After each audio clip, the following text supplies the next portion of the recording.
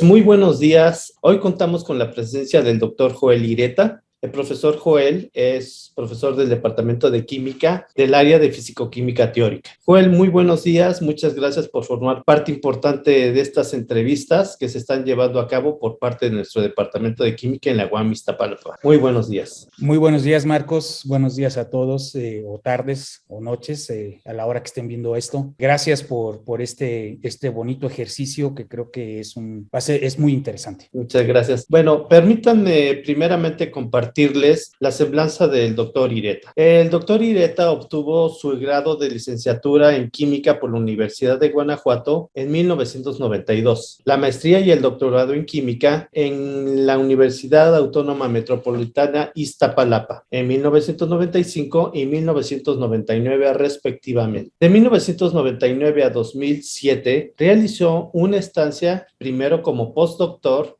y luego como investigador invitado en el Instituto Fritz Haber de la Sociedad Max Planck. En 2007 se incorporó al Departamento de Química en la UAM Iztapalapa, primeramente como profesor invitado y posteriormente como profesor titular C de tiempo completo desde 2010. Dentro de las distinciones que el doctor Ireta tiene, es becario de la Fundación Humboldt, pertenece al Sistema Nacional de Investigadores nivel 2. Tiene 34 publicaciones en revistas indexadas de circulación internacional, en algunas revistas de muy alto prestigio como la Journal American Chemical Society y Physical Review Letters. Su principal línea de investigación versa sobre el estudio teórico computacional de propiedades de la materia, dentro de las cuales podemos mencionar algunas de ellas. Por ejemplo, las asociadas con interacciones no covalentes, como las presentes en las estructuras péptido-proteínas, polimorfismo en cristales moleculares, reactividad de óxidos e hidróxidos metálicos, entre otras más que también seguramente tiene el doctor Joel. Muy bien, pues demos paso a la primera pregunta, doctor Joel. ¿Qué te trajo a la universidad a realizar tus estudios de posgrado en nuestro departamento de química y por qué decides quedarte como profesor de tiempo completo? Muy bien. Sí, bueno, eso se remonta por ahí a la época de 1990, algo así, cuando estaba realizando mis estudios de licenciatura en la Universidad de Guanajuato. Tuve la fortuna de tener un profesor que estuvo muy poco tiempo en México, que se llamaba, no sé qué pasaría con él, László Fonszempalli. Era un húngaro no sé cómo es que llegó a Guanajuato, y él era un químico teórico, y yo sabía que iba a estar nada más unos cuantos semestres, y de hecho yo quería tomar la clase con él justo porque pues era el único químico teórico formado en esa área en Guanajuato en aquel momento. Recuerdo que incluso tuve que adelantar algunas materias para poder llevar química cuántica con él. En su curso, como al mediado del curso, un buen día nos dijo: va a haber un evento en una universidad en la Ciudad de México sobre teoría en química, si quieren participar, yo los invito. O sea, y eso, invitarnos, es que él ponía su carro, o sea, bueno, él puso su carro y nos trajo desde Guanajuato a ese evento, a una universidad que yo desconocía. Y esa universidad es la UAM Iztapalapa, en la Cuicacali. Recuerdo, ahora sé que es la Cuicacali. En aquel momento, pues nosotros llegamos, no sé si recuerdas que el estacionamiento que tenía gravilla en aquella época, esencialmente lo único que conocí fue la Cuicacali, porque se bajaba uno del carro y caminando llegabas esencialmente allá a la Cuicacali, ¿no? Sí, sí, claro, lo recuerdo muy bien. Estuvimos ahí en el evento y bueno, entendí realmente muy poco, pero muchas veces ese poco entendimiento es lo que te impulsa, ¿no? Entonces esto como que me suena interesante, me gusta, y bueno, ahí quedó. Nos regresamos, pero eso fue realmente mi primer contacto con la UAM Iztapalapa, y descubrí la UAM Iztapalapa de esa manera, ¿no? Cuando estaba terminando ya mi carrera, la licenciatura, pasó otra situación. Llegó a la UAM Iztapalapa un profesor que fue profesor durante varios años. Perdón, llegó a Guanajuato un profesor que fue profesor por varios años ahí en el departamento de química, y al estar platicando con él me dijo: bueno, si te interesa hacer teoría, pues vete a la UAM Iztapalapa, vete con el grupo de fisicoquímica teórica, y entonces yo te los recomiendo. Y fue así que vine a buscar a los profesores de fisicoquímica teórica directamente, porque me los habían recomendado. En aquella época estaba Alberto Vela como que ahorita ya no está en la UAM, pero en aquel momento él era el jefe de área de fisicoquímica teórica. Platiqué con él, me platicó cómo estaba todo, me interesó y bueno, pues así fue como llegué, ¿no? Después, bueno, yo salí, estuve varios años fuera de México. Bueno, terminé, hice la maestría, hice el doctorado. Terminé, me fui a una estancia postdoctoral a Alemania. Después ahí me contrataron como profesor, como investigador. Después se terminaron los contratos y después también algunas cuestiones personales me hicieron regresar a México y pues se tenía que buscar dónde trabajar en México, ¿no? Ahí pues contactando con todos los compañeros que estaban acá y los antiguos profesores, justo me comentaron que pues había una opción en la UAM. Vine a hablar, pues ya conocí a todos, ¿no? Vine a hablar con los que conocía, los de fisicoquímica teórica, y bueno, me dijeron, pues sí, hay una posibilidad. Y pues empezamos a hacer el protocolo, ¿no? A mí me tocó esta parte de ser primero profesor invitado para ganar experiencia docente, una parte importante porque todo el tiempo que yo estuve fuera no hice nada de docencia. En los últimos años en la UAM, cuando estaba pues desde la maestría, si no mal recuerdo, empecé como ayudante en la UAM. Tenía toda esa experiencia como ayudante en la UAM. Después ya fui profesor asociado, creo que se le llama, en los últimos trimestres que estuve en la UAM, pero después pasaron 7 años y ya no tenía nada de experiencia, no seguí con mi experiencia docente. Entonces, para regresar, para la gente que no lo sepa, pues en la UAM se le da mucha importancia a la docencia, a la investigación, entonces hay que tener un buen currículum en ambos lados, ¿no? Entonces, estuve mis 3 años, casi 3 años como profesor invitado, reforzando mi experiencia docente y ya, después ahí me quedé en la UAM. Ciertamente es un muy buen lugar para desarrollar investigación, para hacer docencia, es innovador en muchas áreas y una situación muy particular para las cosas que yo hago es tener acceso a cómputo de alto desempeño y pues bueno, la UAM es uno de los pocos lugares en el país donde lo tienes a unos cuantos pasos, ¿no? Sí, coincido. De hecho, yo creo que la UAM es reconocida por ese grupo tan fuerte, ¿no, Joel?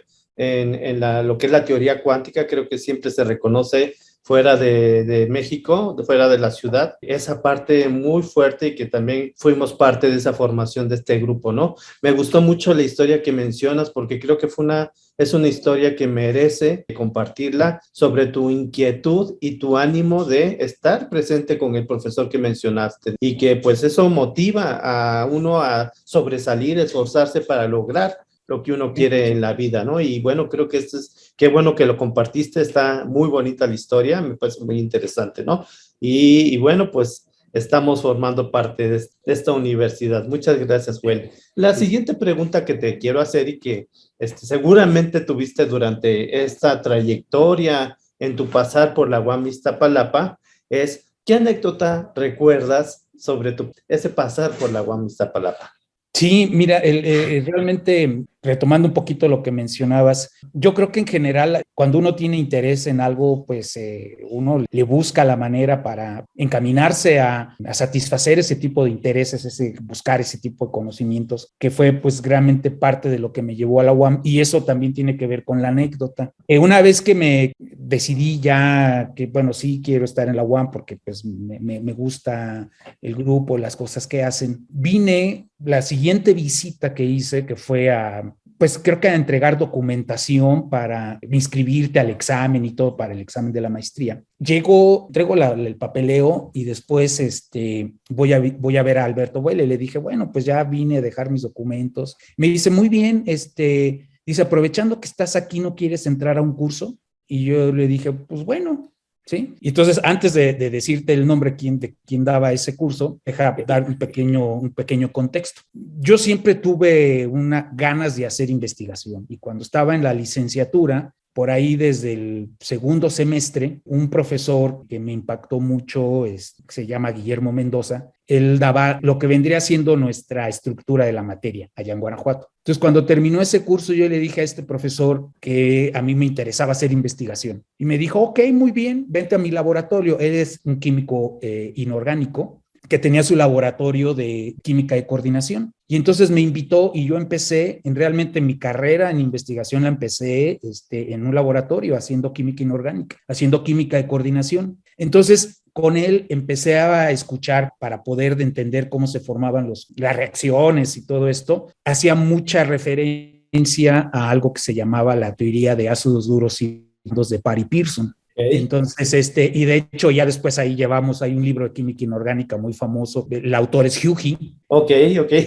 Que curiosamente el primer tomo del Hughie traducido al español fue por Jacobo Gómez Lara, ¿sí? Y curiosamente Jacobo Gómez Lara en ese momento estaba en Guanajuato y era el que estaba a un lado en el laboratorio donde yo estaba haciendo mis pininos en investigación, ¿no? No, genial. Y entonces ahí con Guillermo, después me convertí en su técnico laboratorista. Yo estaba todavía terminando la carrera y ya tenía un empleo ahí en la universidad como técnico laboratorista. Y la teoría de Parry Pearson de ácidos duros y blandos era algo que siempre hablábamos. Cuando llego a la UAM, y entrego los documentos y hablo con Alberto y le digo, pues aquí estoy, ya entregué los documentos. Y Alberto me dice, sí, ¿no quieres? Hay ahorita un curso, ¿no quieres entrar? Digo, sí, ¿y quién da el curso? Par. Y así como que, ¿qué? ¿What?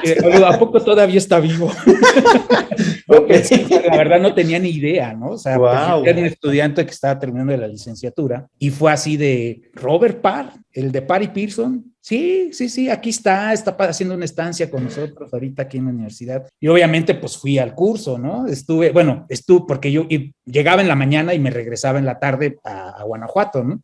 Okay. Estuve un día, ese día, obviamente dijo un montón de cosas que no entendí nada, pero todas motivantes, todas muy motivantes para mí, ¿no? Y en ese momento fue donde dije, bueno, o sea, pues este es mi lugar, ¿no? O sea, sé que aquí tengo que estar, ¿no? Okay. Siempre para un alumno son cosas muy motivantes, ¿no? Cuando de repente uno puede tener interacción con gente pues, que tiene mucho prestigio, mucho recorrido ya en la ciencia, y eso tal vez fue como algo como premonitorio, porque a lo largo de la carrera después me ha tocado conocer a premios Nobel, por ejemplo, después conocí a Walter Kohn, okay. Ir a cenar con él, que fue el que esencialmente fundó el área de investigación donde muchos trabajamos ahora, ¿no? Que es la teoría de las funcionalidades de la densidad. Y así me ha tocado convivir con algunos otros de forma a veces tan espontánea como la convivencia o la asistencia al curso de Robert Parr, ¿no?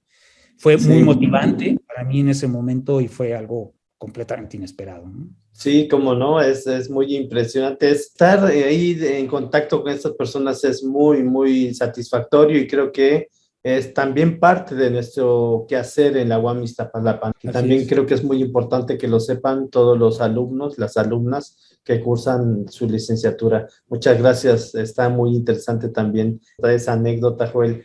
Y como también lo has mencionado, Joel, somos una universidad que tiene una parte muy fuerte tanto en investigación, pero no solamente ahí, sino en docencia. Y hacia allá va mi siguiente pregunta. ¿Qué es lo que más disfrutas de tu docencia, Joel? La parte docente ha sido algo que siempre me ha llamado la atención. Creo que cuando uno es docente y se enfrenta a un grupo de alumnos, siente uno una gran responsabilidad, ¿no? Y entonces hay que prepararse muy bien, ¿no? Y eso lo lleva a uno a prepararse, a estudiar más.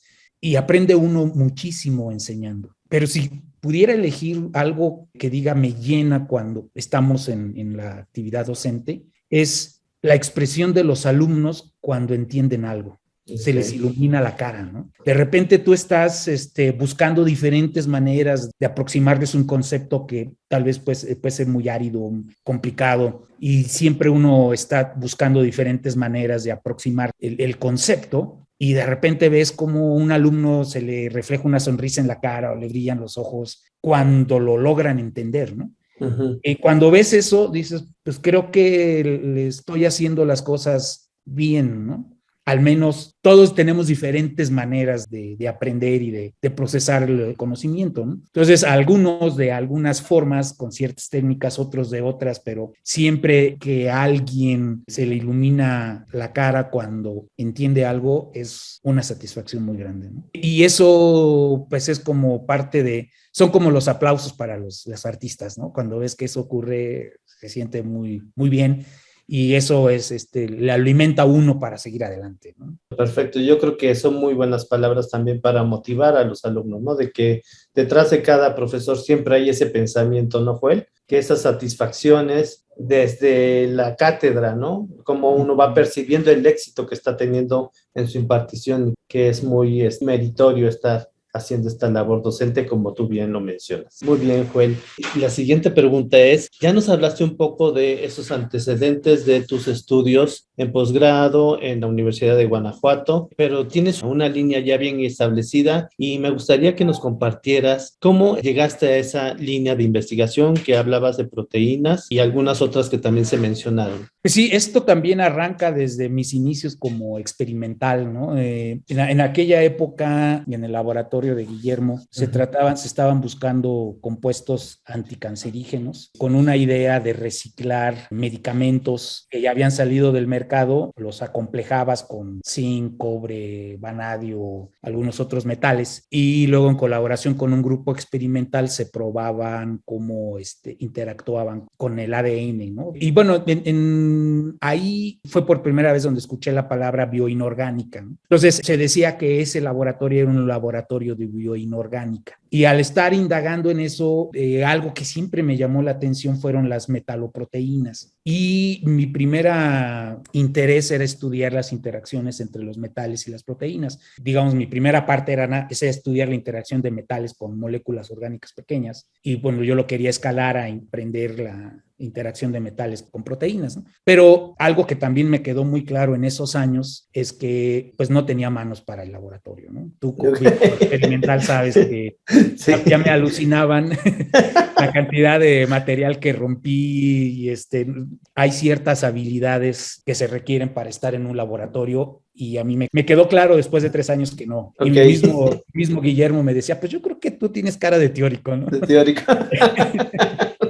Entonces, sí. y ciertamente okay. Pues tenía la curiosidad más de entender las interacciones con modelos y ahí fue que pues empezando a buscar dónde podía hacer estudios teóricos fue que llegué a la UAM, como lo mencioné, y ahí en ese momento iba regresando de una estancia sabática Marcelo Galván. Oh. Él venía regresando del MIT y justo platicando con él me propuso un proyecto que tenía que ver con estudiar la reactividad de una proteína usando pues teoría, ¿no? Okay. Y eso pues fue lo que me dije, no, pues sí, por ahí, porque dije, esto puede ser el caminito que me puede llevar a lo que yo tenía en mente, ¿no? Estudiar proteínas con metales. Y bueno, pues la verdad es que pues, nos llevamos maestría y doctorado para hacer eso, ¿no? Ok. O sea, no era una tarea sencilla, ¿no? Entonces, no eran bichitos de un átomo, ¿verdad? Sí, no era nada más 3, 4 átomos. Sí. Entonces, pero ahí me empecé a enfilar a estudiar con métodos de estructura electrónica, teoría de funcionales de densidad, sistemas con muchos átomos, metiéndome en proteínas. Y me acuerdo que en mi estancia doctoral después también hubo una colaboración con Arturo Rojo. Ok, también un gran profesor de la UAM. Un gran profesor de Iztapalapa, que ahora está en Coajimalpa. Y recuerdo que él, viendo las cosas que estábamos haciendo con proteínas, dijo, oye, entonces ustedes podrían estudiar la estabilidad de un pedacito de una proteína, ¿no? Ok. Yo le dije, ay, pues sí, está re fácil, sí. Estos son... Y bueno, pues me llevé como unos 7 años en responder la pregunta que planteó en aquel momento Arturo, que eso, okay. De hecho, esa pregunta me llevó parte a hacer mi postdoctorado en Alemania. Entonces, ahí me fui adentrando esencialmente a las interacciones no covalentes, en particular la fuerza de las interacciones por puente de hidrógeno, que era lo que queríamos evaluar, que era lo que estaba detrás de la pregunta que hizo Arturo Rojo. También más o menos, cuando estaba terminando el doctorado, hubo un programa de interacción colaboración entre las universidades y el Instituto Mexicano del Petróleo, donde había unas becas para que uno entrara en estos proyectos. Y como a mí se me había acabado la beca de doctorado del CONACYT, una manera de tener una beca adicional para poder concluir los estudios era trabajar en estos proyectos.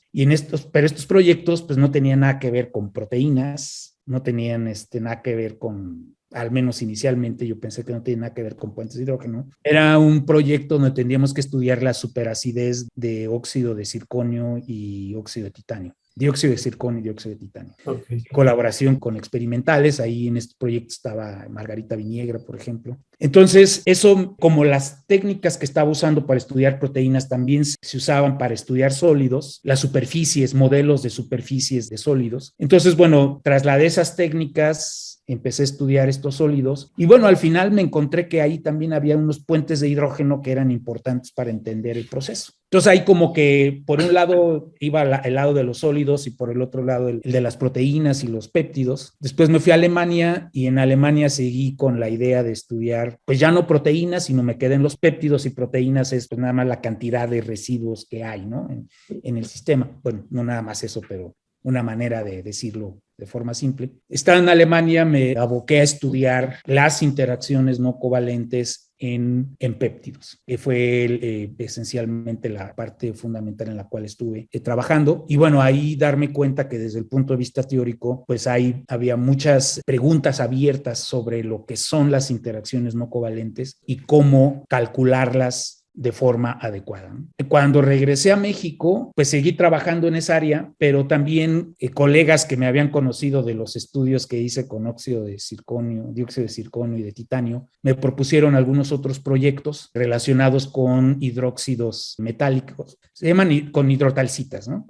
Hidróxidos de magnesio, aluminio, magnesio, galio, zinc, aluminio. Y bueno, curiosamente ahí pues también hay interacciones no covalentes, o sea, hay puentes de hidrógeno. Entonces se empezó a conjuntar una serie de diferentes materiales que uno de los puntos comunes que tenían todos ellos son las interacciones no covalentes. Entonces ya ahí, pues ahora en la actualidad ya lo estamos, por un lado, por ejemplo, estudiando cristales de dipéptidos, un proyecto CONACYT de ciencia básica que tenemos ahorita, donde estamos viendo cómo las interacciones no covalentes, los puentes de hidrógeno, modulan propiedades tan curiosas, ¿no? Como de estos dipéptidos que tienen piezoelectricidad, piroelectricidad, una dureza excepcional, son más duros que el hueso, por ejemplo. En otro proyecto, a través de un proyecto de sinergias de fronteras de la ciencia, donde hay varios grupos involucrados, varias universidades, estamos ahí trabajando en lo del polimorfismo de moléculas orgánicas rígidas, pensando en un poco con cosas que están relacionadas con fármacos, regresaría a mis primeras pininos, pero también hay gran parte del polimorfismo tiene que ver con el balance entre las interacciones no covalentes y otra parte donde ahorita nos estamos metiendo muy duro, que es estudiar la entropía configuracional. Entonces estamos buscando modelos para poder estudiar eso y poder calcular la energía libre de esos sistemas y poder llegar al polimorfismo.